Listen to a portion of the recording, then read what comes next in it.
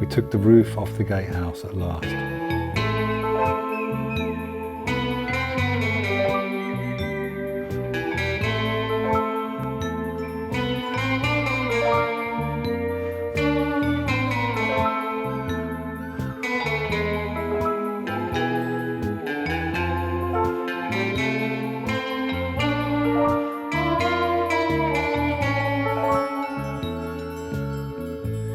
So I just got back again from Sweden, and sorry I didn't post any videos while we were there. We decided to kind of change the format a little bit, and basically the whole thing turned out pretty stressful.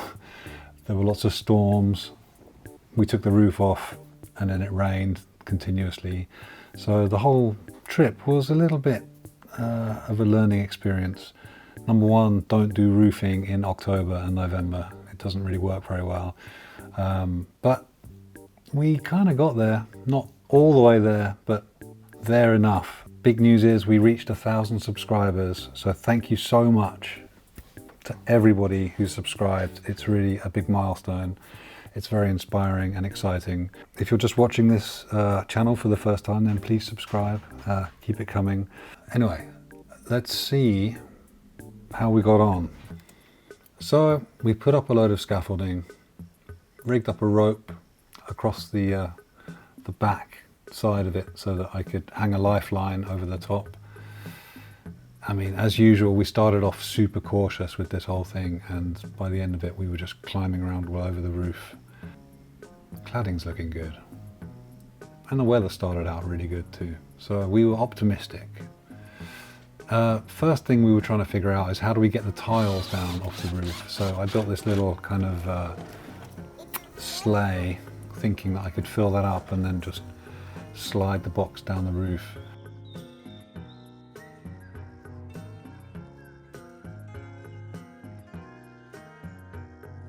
It basically turned out to be a massive pain in the arse, so we abandoned it very quickly.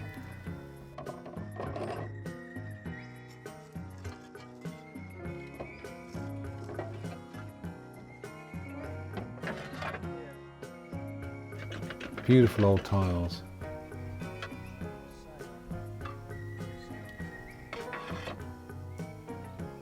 Yeah, so in the end, I just slid them down to Eddie, who passed them down to Elsa, who was waiting down below with her hard hat on.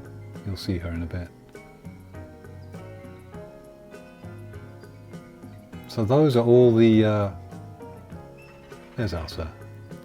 So those are all of the old wooden shingles that would have been the original roof covering, which are just really beautiful. The reason we're doing a kind of warm roof construction where we insulate on the outside is so that we can keep all of those shingles visible on the inside, because as you'll see later on in the video, the inside of the roof is extremely beautiful with the wooden shingles showing. Apparently it's a much more efficient way to insulate a roof. You don't get any points where the wood is uninsulated basically. It's just a whole blanket over the entire roof, so it should be a bit warmer and more efficient in that way too. And it all started out so well. We took that whole side of the roof tiles off in one day. We thought this was going to be easy. How little we knew. And then we got the drone out. We were so proud of ourselves. We thought, yeah, let's do some drone footage. But then I think the drone was malfunctioning, so we gave up on that actually. Here we go, some tile sliding. That's me, looking proud. And we took off the old battens because we wanted the new insulation to be kind of tightly pressed, because we don't want it super thick, the roof. It's already pretty thick, the insulation that we've got. And here comes the insulation, and very annoyingly, we had to use this PIR stuff, which, yeah, it's not very eco-friendly. But because of the insulation level that we were trying to achieve, which is dictated by the council, and also just, you know, trying to get the energy efficiency up as high as possible, in order to avoid having a super thick layer of insulation on the roof, like 30 centimeters or so. We had to use this stuff because it's the most efficient, as far as I can find out, and I did a lot of research into it, and it's horrible stuff, but you know, at the end of the day, it's going to mean that our building is very efficient, and therefore we're going to use a lot less energy to heat it. So there is some sort of trade-off. It's an interesting discussion. If you have any thoughts about it, please put them in the comments below, because if you're going to use oil to heat a building, then I think insulation is a pretty good way to do it. You know, if it's really efficient and it means you have to use less energy to heat the place, then maybe that's a good use of oil. If people are going to use it, I don't know. I can't really defend it. For the barns, we're going to see if we can find another solution, but this was all we could come up with for this. Anyway, and it's bloody expensive. Man, COVID has pumped the prices up so much of materials, and this was crazy. This was like 4,000 euros just for one half of the roof, because I screwed up badly and I only ordered half as much as we needed. So yeah, the whole roof was very expensive just for this insulation, you know. Anyway, on with the video. So then we have a bit of a gap in the filming because we forgot to film a load of stuff, because I was getting stressed out basically because we didn't really know what we were doing. So we've kind of jumped ahead now to having some of the waterproof membrane on and some of the battens, the new battens. And I ordered some really long screws, which is what you need to screw through those new vertical battens, through the insulation and into the rafters. And they just wouldn't bite into the rafters. I think they were just like 2 centimeters too short. And I bought them in Germany for, I think it was about 110 euro for 200 screws, and they were just useless. So then we had the amazing adventure of finding some slightly longer ones in Sweden, which in the end we did find some for around 300 euros, something like that, for 200 screws. So 3 times the price, but the very best screw I found so far in Sweden was 8 euros for 1 screw, which was at a local builder's yard, and so by that calculation it would have cost 1,600 euros for 200 screws, which gives you a kind of example of the total mad lottery that is buying building materials in Sweden. If you look hard enough, then you can find stuff kind of realistically priced, but sometimes you run across stuff which you just think, how on earth can anyone charge 8 euros for a screw? Anyway, there you go. But you know, we knew that there was a storm coming, so we were really trying to get it all up and watertight again. We kind of knew that we weren't going to be able to do it, and then the night before the big storm came, we started trying to cover it all with tarpaulins and putting ropes over it and sandbags, and yeah, we didn't really know what we were doing. We didn't really have a method, and it literally took us 5 nights to find a method which worked, because every morning we would come out and the tarpaulins would be off and the roof would be wet, and it definitely got pretty stressful. But I've learned a lesson, and that is to screw the tarpaulin to the roof with big long battens. Yeah, look, this is what we were dealing with, just this kind of stormy, windy, drizzly, just, there you go. Now you can see the battens. They were holding the tarpaulin on, and it didn't come down again, which is good. Anyway, in the end, we kind of decided we would crack on with putting some roof windows in. Now you get to see the inside of the Gatehouse roof. It's very beautiful, the old shingles. So, using my favourite tool ever. It's not my favourite tool. The Tyrannosaur is my favourite tool, but it's my second favourite tool, the Multi-Master, which you can just do anything with. It's amazing. Yeah, so I cut out what I thought was the right amount of roof for the windows, which, you know, the first time you do it is a bit nerve-wracking because you don't really know if you've measured everything right, and you don't really know how it's going to work, especially with this kind of situation where you're basically installing the roof window in the insulation, you know, like it's kind of floating above the roof, sort of in the insulation. So you need to fix it again down into the rafters. But it kind of worked out. Still pretty stressful. I'm going on about how stressful everything was. It was quite a stressful trip, but I'm not traumatized, not really. And I've learned a lot of lessons. Don't drink a little bit of wine every evening if you're doing something really difficult. It doesn't help. It just makes you more unable to make sensible decisions on the fly.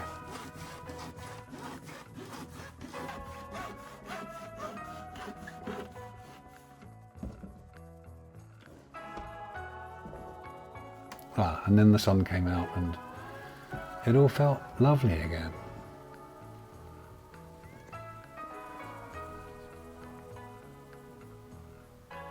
This was kind of tricky cutting these holes because we needed to figure out how we were going to finish the inside kind of casing around the windows, and I think we have a plan. We haven't done it yet, so you'll have to wait till part 2 of this video to see that. But yeah, it kind of went alright putting in these windows. So alright that we didn't really film putting them in. So there you go. Magically the window was in, and it was really fast actually just to put them in the end. And then at some point we saw this amazing, I guess like prehistoric graffiti inside the gatehouse of a horse and some words written there, and it's really cool. It's a beautiful picture of a horse still sawing through the roof, as if my life depended on it. There we go. Okay, now we cut to the next roof window, and as you can see there, just up at the top is where the chimney used to poke out, which on another video you can see us knocking that out.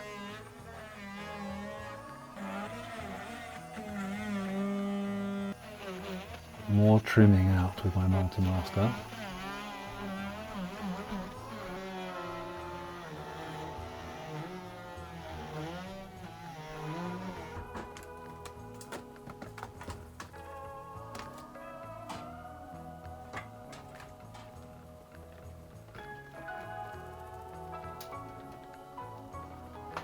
Yeah. I knew we needed to keep some of those old shingles to try and patch up that chimney hole. But it's amazing that this was the roof covering, and it obviously worked well enough. I mean, I would really love to have wooden roof shingles again, like for real, like as the roof covering. Maybe on the sauna, when we build that, we can have the whole thing clad in wooden shingles.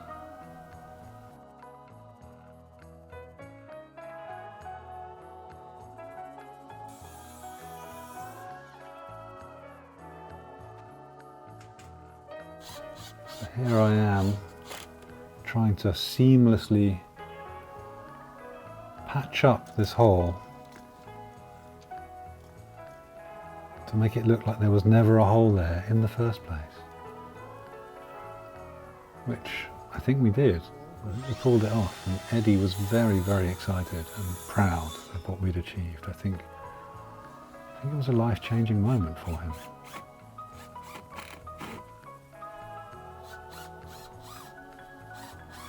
When the weather's nice, it's just such a great place to be. And when the weather's rough, I mean, it's a cool place.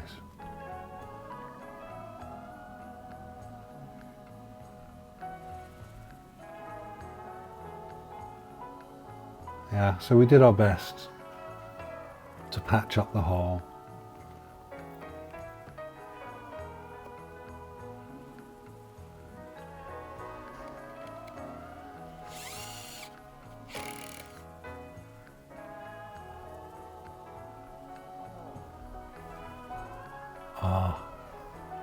Look at the sunrise. So beautiful. Shame about the car ruining the picture there, but that's the view from my bedroom window every morning. And then we started on the other side of the roof. And here's the other half of the insulation, which I managed to order from Estonia, which was much cheaper than the first lot, but they missed 2 sheets. So we had another bit of a panic. But in the end, thanks to mine and Eddie's ingenuity, we managed to splice together all the offcuts and make an extra 2 bits. So in the end, we actually saved a bit of money because we didn't need those 2 sheets, and we used less of the horrible insulation. So it was a win-win-win, really. There's Eddie. What a legend.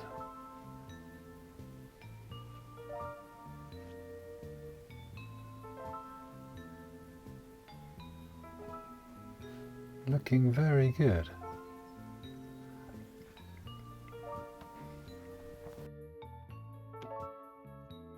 Sweet. So good. And we just had this little tiny bit along the top, which we just needed to fit one last little piece in. And then it was pretty much done. So then wrapping the other side, and you'll see now how we did this. Pretty self-explanatory. We didn't show it on the other side, but you'll see it here. Just rolling this stuff out, and it's really like leather. I mean, it's made out of plastic. God damn it. But it's pretty cool stuff, and it does feel very waterproof. So we just roll it out, screw some of those enormous long screws in. There you go. Look at those. Those were 32 centimeters long, those screws. And they only cost €1.80 each instead of €8. Yeah, we started feeling like professional roofers at this point. Like we could put a roof on anything.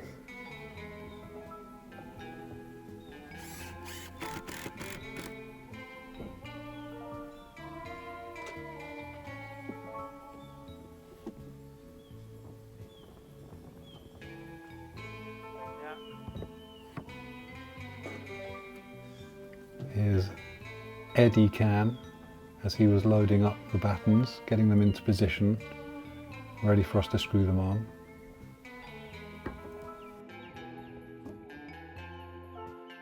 And there's me screwing on a batten. Alright, beautifully done. And then the last piece, to tie it all together, to waterproof the roof. A big moment. Up until that point, it had all been a bit stressful. Those big tarpaulins we had to put on every night, in the dark usually. But yeah, all of a sudden, there it was kind of waterproof.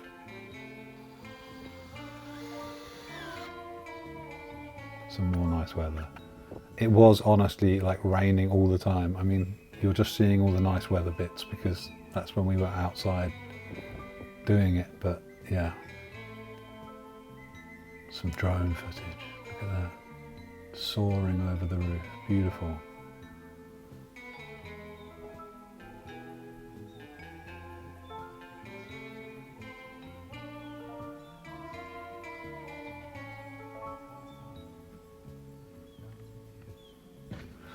So then we started putting the tiles on. We had like 2 days to go. We hadn't had a day off in 3.5 weeks. I think by this point we were both kind of definitely fraying at the edges, and the whole thing felt pretty stressful. Like, man, how the hell are we going to put all these tiles on in 2 days? We don't know what we're doing. We still hadn't done the doors, and the whole place wasn't weather tight because there's no doors on the building. So I made a call, right, let's forget the tiles for this time because the roof is weatherproof, so we don't need the tiles really. But it would be good to have doors because I was really getting worried about the whole building getting quite damp. And at least if there's doors on it, then we can put a heater inside and we can start to kind of dry it out a little bit. So that's what we ended up doing basically. I borrowed a heater from our lovely, dear, superstar neighbours, and yeah, we started drying it out a little bit. And then we focused on making the doors, which we made out of the old doors that used to be on the Gatehouse, which were all rotten at the bottom, and we fixed them up. But you'll have to watch the next video to see how we did that, because that'll be coming up.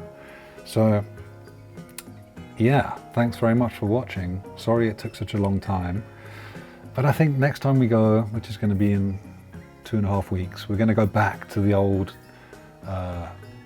format of doing a kind of daily video diary kind of thing, because yeah, it's a bit easier, I think. We'll see.